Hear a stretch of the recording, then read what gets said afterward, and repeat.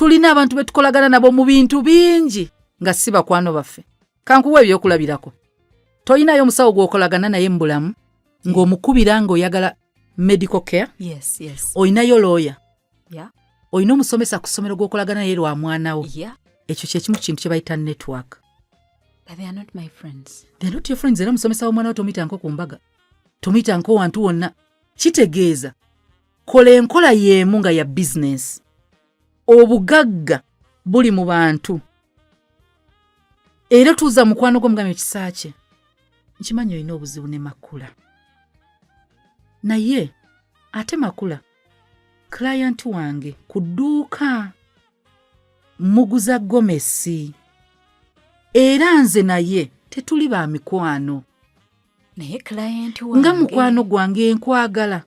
Nende kandiringe naye nga client. Era togenda kundaba ku bintu bye. You people. Togenda ng'osigala okola ku muntu. Nsaba ompulirize. Mu byonna oba oyagala okugaggawala. We need to secure the wallet first.